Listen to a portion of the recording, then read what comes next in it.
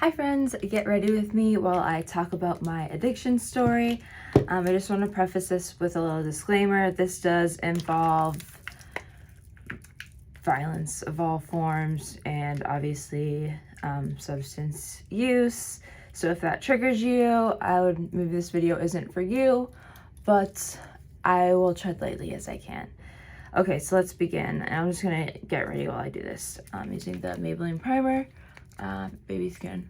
And so growing up, I was known as a glass child, which means the child of another sibling that has either physical or mental different, I want to say disabilities, but I know that's like not the right word to use, just challenges.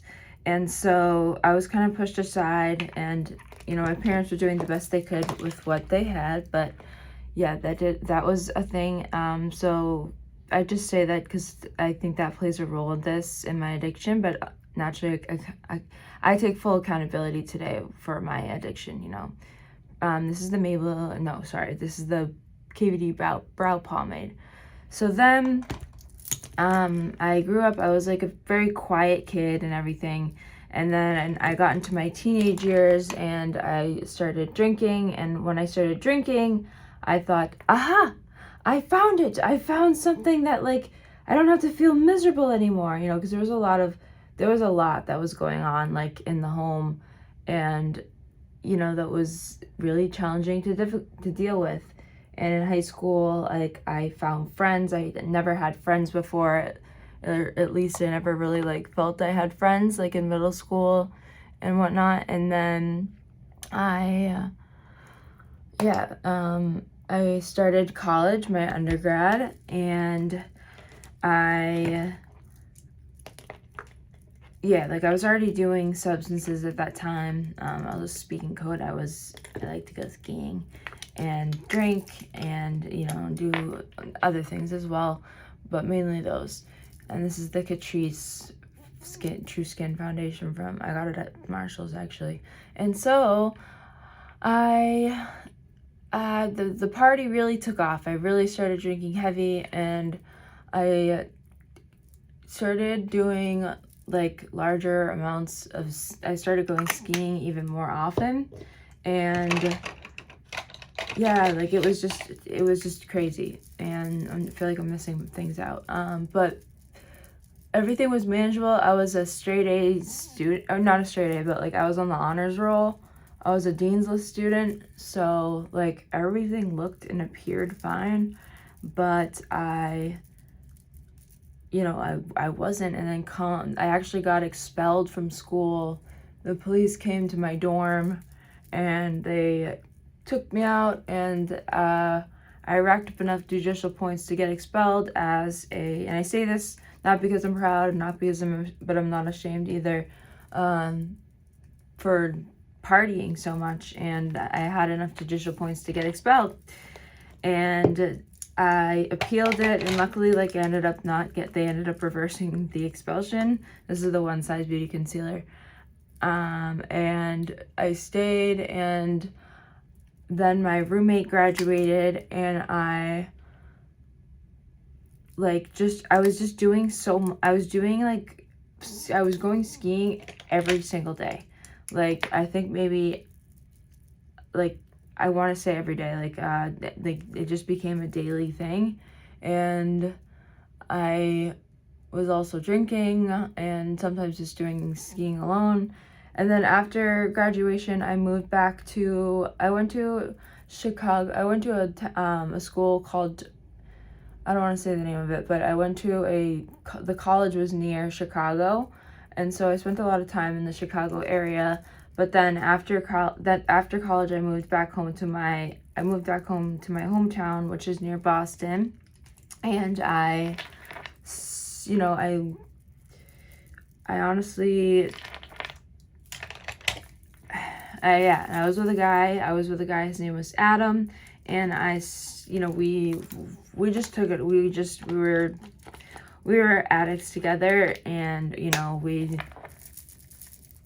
moved, you know, I don't know how to say it without getting, like, and I guess that part's not important, but, like, yeah, we partied, we brought stuff to the party, to sell to other people, and, yeah, we were just vicious creatures. And then I had an opportunity to move to Las Vegas, Nevada, and originally Adam was supposed to come with me, and then but I went alone.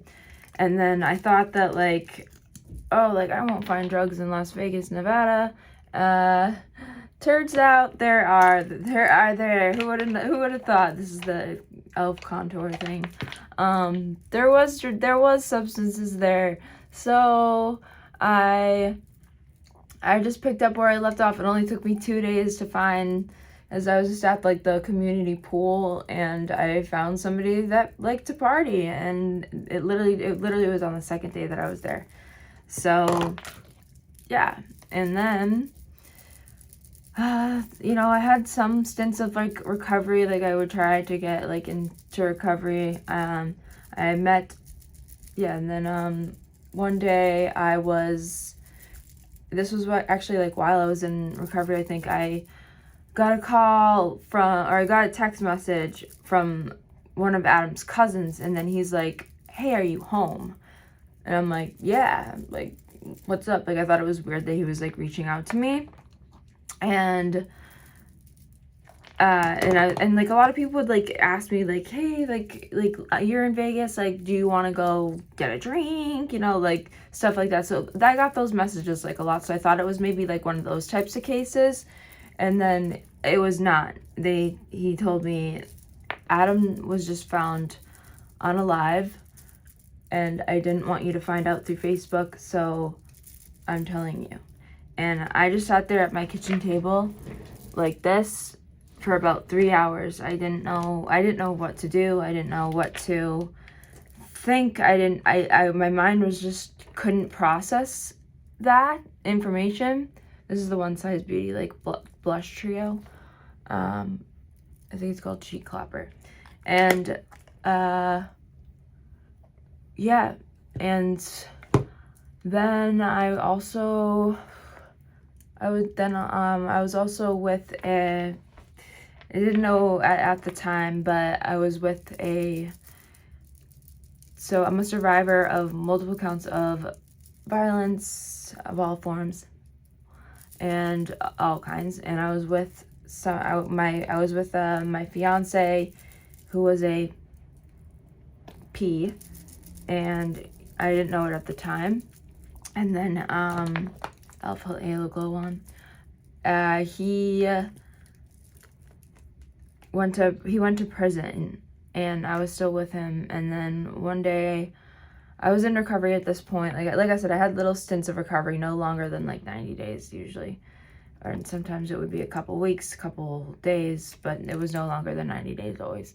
That was the longest time I've ever had, like, up until this point. And so I was with him, and he got taken away to prison for multiple things. And then, so I was alone, and I was going through, like, a lot at this time, as it was. And then I found out that he was cheating on me, because he's a P. And then I feel like I need more concealer. I don't know what's happening here. And then, yes, so then when I found that out, I completely went back into addiction, but, like, full force. Like, I'm talking nonstop. I was dropping weight like a fly. It was something scary. And then that's when I was still in Vegas. I had a party, and I would just have these parties, and I would just welcome anybody and everybody in. And I met these people who like to hang out with Crystal, if you know what I mean. And that's when my life really took a turn. And this was also the time, this was the same day that the world shut down. Just conveniently, I found this substance the same day the world shut down because of the C word. And then and at first I thought it was fine. Like, I was like good to use it. Like, I was like, oh, this just has a bad rap. This is fine. And I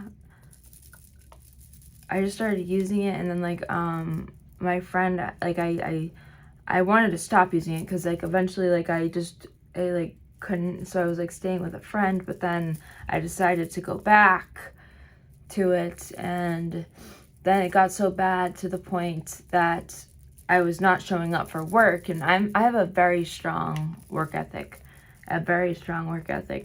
and for me to like not show up for work is like I would, you know, be up for days and then like try to come down. I would take other things to like make me go to sleep, and then I wasn't showing up to work, so I was like I asked my mom one day to like call me to wake me up for work because I wasn't waking up. So she called me, and like this was happening over multiple days, and then like my work actually gave me like some time off. They're like, you need a break. Like, they didn't know what was wrong with me, but they're like, you need a break. I probably looked deathly ill because I was. And then my mom called me, and I had no idea what was going on. I was like, Mom, today's Wednesday. Like, I don't work on Wednesday. She's like, Stacy, it's Friday. And I'm like, arguing. And then like I look at my phone. I'm like, oh yeah, you're right. And then like she realized like something was like really weird. She's like, are you on substances? And like I hid my addiction. I was an addict for 10 years. They did not know any of that. So then I said, yes, I am. And like, cause it was just getting to that point where like I just needed to get out. And so then she said, call 911 right now. And I was with these people, like I said, to circle back to the people living in my house that I was letting, like they just started staying there. And like they were being really sketchy, and like they were being really mean to me, and they wouldn't let me essentially leave. And that sounds crazy, but it's true. And like sorry, I forgot to mention this part, but like, so before my mom called me that morning, they said to one of them left and said, I need to drive somebody to the airport. I'm gonna come back in 30 minutes. Don't leave.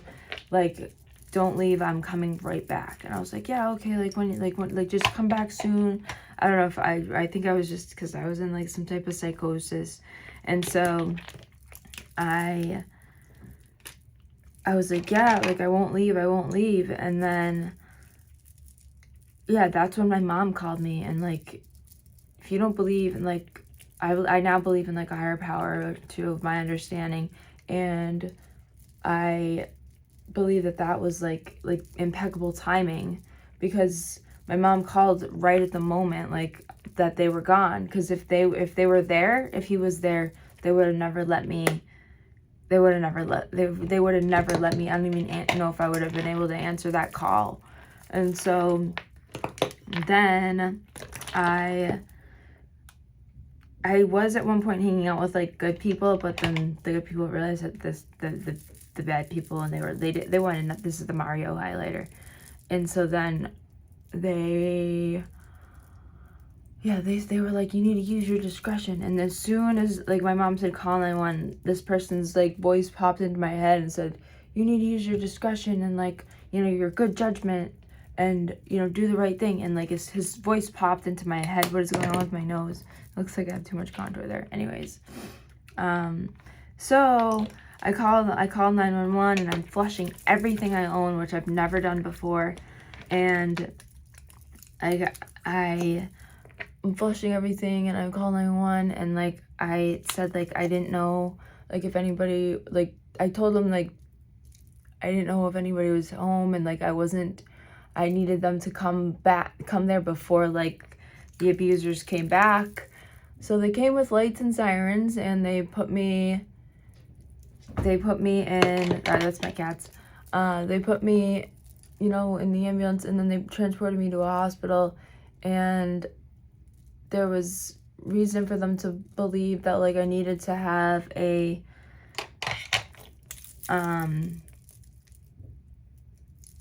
some type of exam that determines whether or not you consented to a certain action if you're picking up what I'm putting down. So I go there and they're treating me awful. Like I'm at the hospital and they're like, lunchtime for the criminal. And I'm like, what did I do? Like they had me thinking that I like unalived somebody. So I was like freaking out and I didn't know what was happening. And I was like, is everybody okay? Like, and they're like, we're trying to figure that out. And like, I'm like tripping out, like literally, because like I thought that, like, the way they were treating me, I thought that, like, I had done something, like, I thought I, like, blacked out and, like, unalived somebody. And then they were transporting me to a hospital in a police car, not because I was misbehaving, but because it was during the panoramic, you know what I'm trying to say. And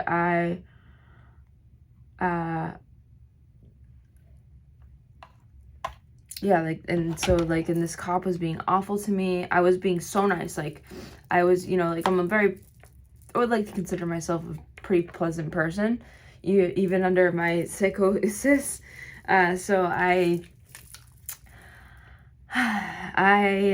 to figure out which option I want to use. And like, she's trying to convince me to, like, drop me off on the side of the road. Like, you don't really want to go through all this, da-da-da-da.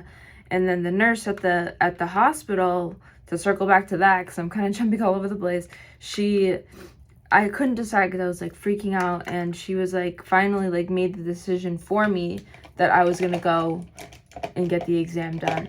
So then that's when they brought the cop, the cop, whatever. And, like, the cop was trying to, like, convince me to not get the exam done, and like, oh, you just want all this to end? And I'm just like, yes, I do. And she's like, well, I'll just drop you off at the side of the road right here.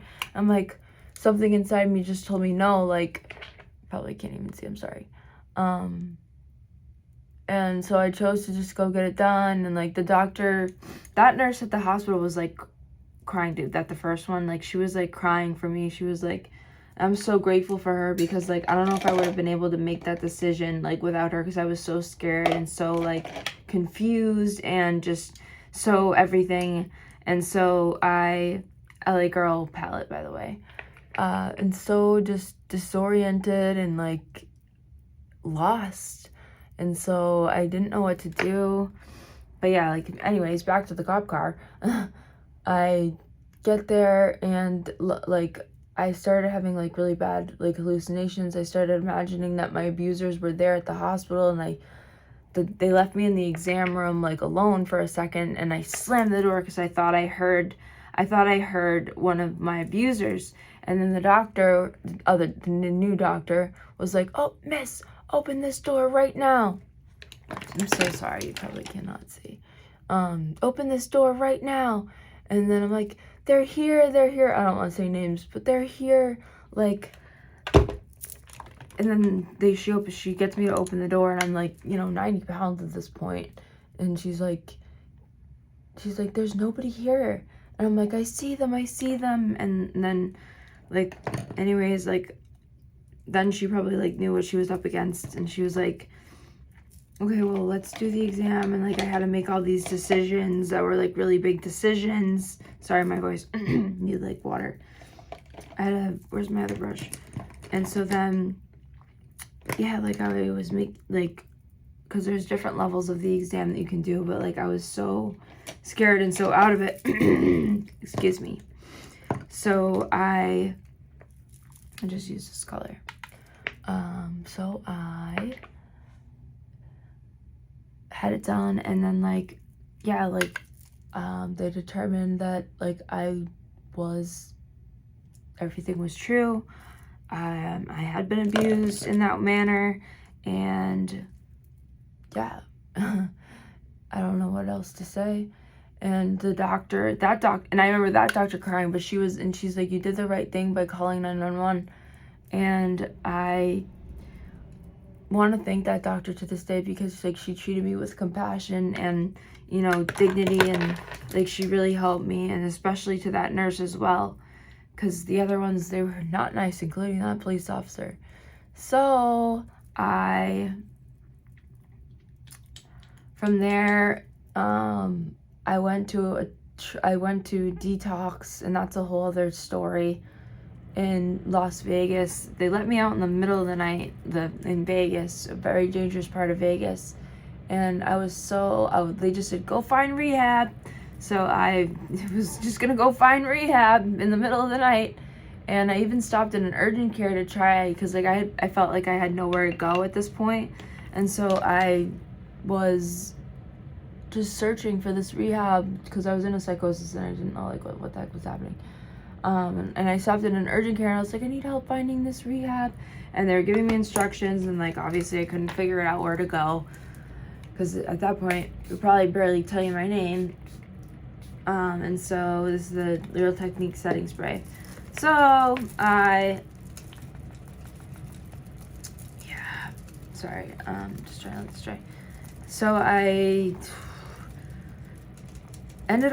figured out that I had a little trash bag, and like every time, like with me, with my belongings in it, like a backpack, a notebook, and this trash bag, and then I finally realized that I had my phone. There's a little bit of fallout here. So I realized I had my phone, and I called my mom. I had been walking all night long, and I called my mom, and she's like, Mom, I'm like, Mom, and she's like, oh, like, we have a place set up for you, like, will you go? And I'm like, yes, just get me off these streets. Like, I was so cold, I was like ready to give up. Like, I was like, they gave me these like medicines at the hospital that fight like HIV and stuff, just in case if like I had contracted some type of thing from the assault. And LA Colors eye marker, and this is how I'm gonna do a wing. So I was like getting sick on the side of the road. I was so cold, because it does get cold in Vegas at night, and so I went to treatment. Anyways, like I got there, finally I got in this woman's car, like that was taking me to the rehab, and I just felt so warm, and like finally, like so, like I'm safe finally for the first time in I don't know how long. And so then I get to the treatment center, and originally I didn't want to stay that long. Oh crap, hold on, I'm messing up this thing. I didn't want to stay that long. I was like, oh, I'm just gonna stay a few days, I'm not gonna stay that long. Well, the people in the treatment center, like the other clients and stuff, they were from all over the country. I was like really the only one that was a local. Maybe there was one or two other ones. And then I